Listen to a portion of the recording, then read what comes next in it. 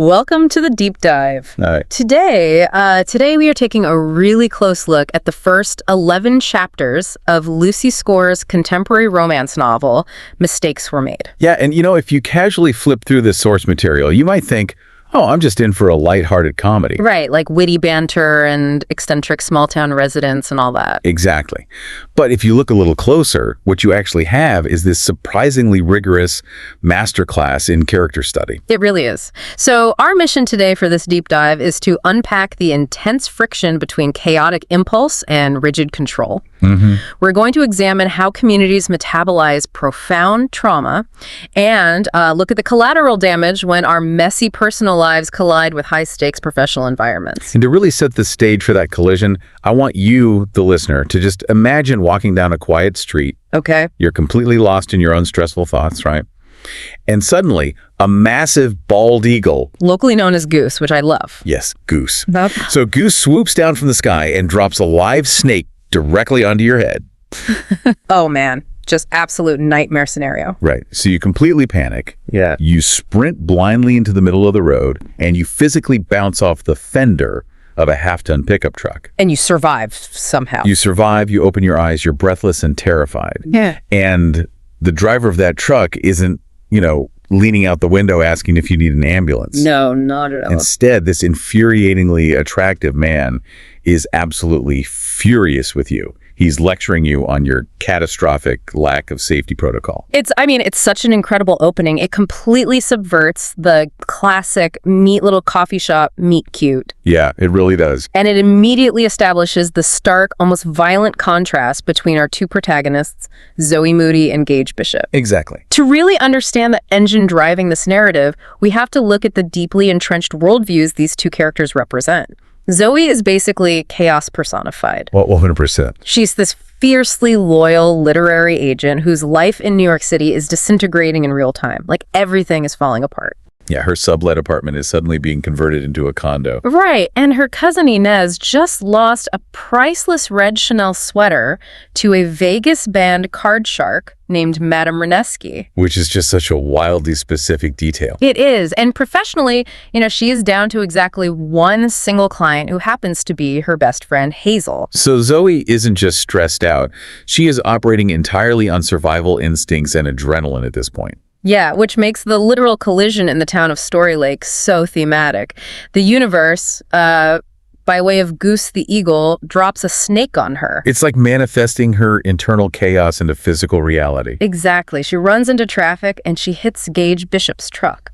And Gage is the structural antithesis to everything Zoey represents. He really is.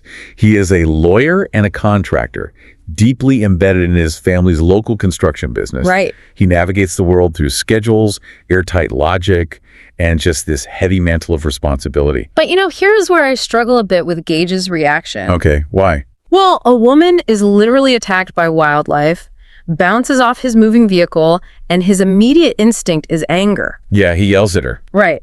He yells at her for being careless and tells her she could have gotten herself killed. On the surface, it makes him seem incredibly rigid and honestly pretty unlikable right out of the gate. Sure. Like, why isn't his first instinct just basic human concern? Well, it looks like callous anger if you're just watching the interaction play out on the street. But if you look at the underlying mechanics of trauma, it isn't anger at all. Oh, really? Yes, pure panic masquerading as anger.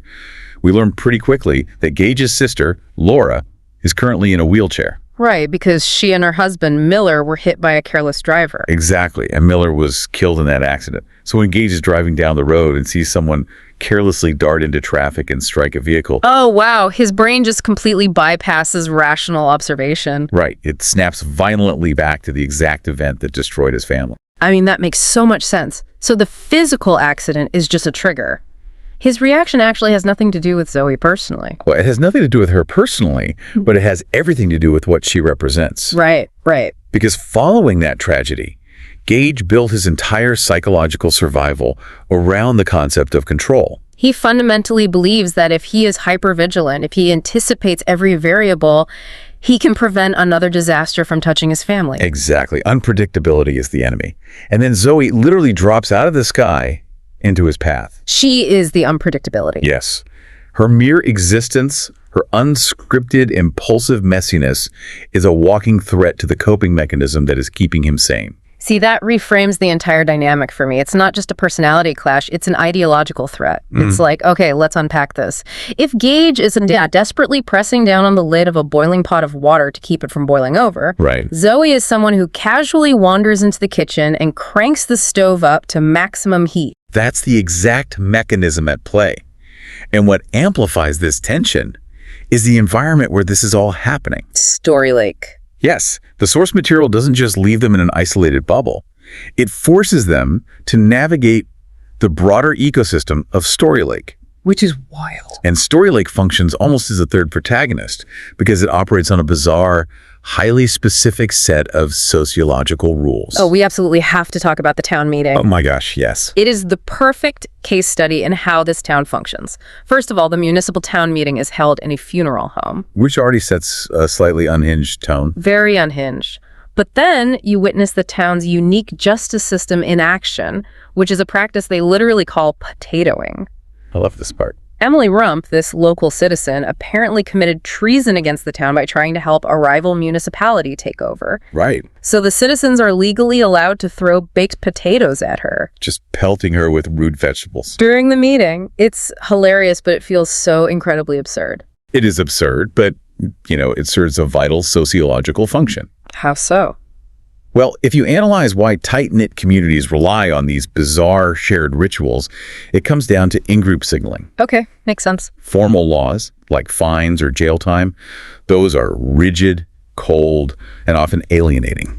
But a shared, slightly ridiculous ritual, like throwing potatoes at a traitor, creates an undeniable communal bond. Yeah, you are either in on the joke, participating in the absurdity, or you are an outsider. Exactly. It tells you immediately that Story Lake values visceral loyalty over sterile bureaucratic order. And that is the exact chaotic arena where Zoey has to prove herself professionally. Yes. Because she's just been hired by Darius, who's the town's surprisingly competent teenage mayor, by the way. He's great. He hires her to act as Story Lake's official publicist. So she steps up to the microphone at this funeral home meeting to present her grand strategic vision. She signals the audiovisual person to pull up her slide deck, expecting to show all these professional charts and data. But instead, a massive wall-sized photo project's behind her. Oh, it's so bad. It's a picture of Zoey in a hot pink bikini holding an aquarium-sized margarita from a beach vacation 3 years ago. And if that wasn't enough, it's followed by a video zooming in on her sunburned rear end. I mean, in any traditional corporate boardroom in New York, that specific mistake is a fatal career ender. Oh, you pack up your desk and you leave. Right. But watch how Zoey's instinct for chaos actually saves her here. Yeah, she reads the room. She realizes she is standing in a funeral home watching people throw potatoes. Instead of freezing in terror running out the door, she leans directly into the vulnerability of the moment. She pivots seamlessly. She doesn't even try to pretend it didn't happen. She launches into this incredibly impassioned, off-the-cuff speech, rallying the town against their rival, Dominion. She flips the narrative entirely. Yeah, she's essentially saying, look at us. We aren't a loud, exclusive, picture-perfect party town like Dominion. We are a place that welcomes everyone, flaws and sunburns included. And she backs that up with a concrete pitch. She proposes a reader weekend to capitalize on her client Hazel's upcoming book launch. Which is brilliant. It really is a brilliant strategic maneuver because she focuses the festival on accessibility and inclusion for introverts and people who usually feel left out of typical high-energy tourist destinations. So if you're listening to this and looking at your own perfectly optimized, corporate-approved presentation slides right now, think about the lesson here. Absolutely. Environments that actually tolerate messiness, like a town that laughs at your accidental vacation photos instead of firing you, those are the environments that foster the most creative, effective problem solving. Because if Zoey had been paralyzed by the fear of making a mistake, she never would have found the adrenaline to make that impassioned pitch. Right. Story Lake doesn't demand a flawless performance. It demands authentic engagement. And that collective acceptance of messiness is crucial, not just for comic relief, but because it provides the psychological scaffolding for the darker themes of the narrative. Yeah, because the tone shifts pretty dramatically. It does. The grace the town extends to Zoey's professional disaster actually prepares the ground for Gage to finally address his own profound emotional disaster. That transition from comedy to tragedy just hits so hard because right after the high of that town meeting, devastating news drops. The driver who hit Laura and killed Miller has finally been charged. But the systemic failure is just staggering. It's awful. For taking a life and permanently altering another, the driver faces a maximum of only 3 years in prison. 3 years. It is an impossible equation for the human brain to process. Completely. And we see exactly how that lack of systemic justice physically manifests in the Bishop brothers. Yeah, Gage, Cam, and Levi, they don't just sit in a circle and verbalize their grief. No, they grab sledgehammers. They drive to an upstairs apartment that Gage owns, and they spend the afternoon literally tearing down walls. They rip out drywall, smash fixtures, and eventually spiral into a physical brawl with each other. It's incredibly visceral. And frankly, it seems completely counterproductive. Like, Gage literally ends up with a rusty carpet tack lodged in his behind during the wrestling match. Right. I kept wondering, why do they do this? Why add physical destruction to emotional devastation? Well, because when you are confronted with an injustice that you cannot legally, logically, or verbally dismantle, the brain desperately seeks a physical proxy. Oh, interesting. The brothers are experiencing a sudden, crushing wave of helplessness. Taking a sledgehammer to a wall provides a temporary locus of control. Right, because they cannot fix the broken justice system and they cannot heal their sister's spine. But they can destroy a piece of drywall and they can rebuild it. The physical pain of a brawl or a carpet tack is manageable. The emotional pain of 3 years for Miller's life is not. That makes total sense. It's a physical outlet for an impossible emotional equation. Exactly. And that raw, unmanaged grief carries directly into the pivotal scene later that night at Angela's Pizza Parlor. Such a good scene. Zoey and Gage are sitting at the bar, and Zoey establishes a safe word between them, which is disco. Right, because she wears that broken disco ball charm on her necklace. Yeah, and she explains that the rule of disco is that it demands absolute brutal honesty, no polite social posturing, no defensive sarcasm. If someone invokes the word, you strip away the armor and tell the unvarnished truth. You know, it's fascinating that they require a safe word just to be honest with each other. Yeah, what does that say about us? Right. It implies that their default mode of interaction, and perhaps all of our default social interactions, is built on a necessary layer of polite deception. Absolutely. But Gage actually uses it. He invokes the safe word, and he confesses a profound crisis of faith. He does. He admits to Zoey that the law feels entirely inadequate for true justice. Yeah. He asks her, how can 3 years of her life compare to taking Miller from us forever? Which is heavy. It is. I mean, he's a lawyer. His entire adult identity is built on the premise that the legal system is the ultimate arbiter of fairness. And here, that system has utterly failed him. But notice the psychological significance of who he confesses this to. Right. He doesn't tell his brothers. He just fought alongside them, and they share his anger, but they are in the exact same fix-it-or-destroy-it mindset that he is. Yeah, if he tells them he's lost faith, they will try to solve it, or they will spiral with him. Exactly. Instead, he tells Zoey. The chaotic outsider. Precisely. Because Zoey's entire life is a state of unresolved chaos, she provides a unique emotional safety for him. She doesn't try to manage his grief. No. She doesn't offer a platitude or try to put a neat little bow on his anger. Her inherent messiness allows his pain to simply exist in the open, unmanaged and unfixed. She just lets the mess be a mess. Yeah. And finding that unexpected emotional grounding behind closed doors actually allows them to start making tangible commitments to each other. They do.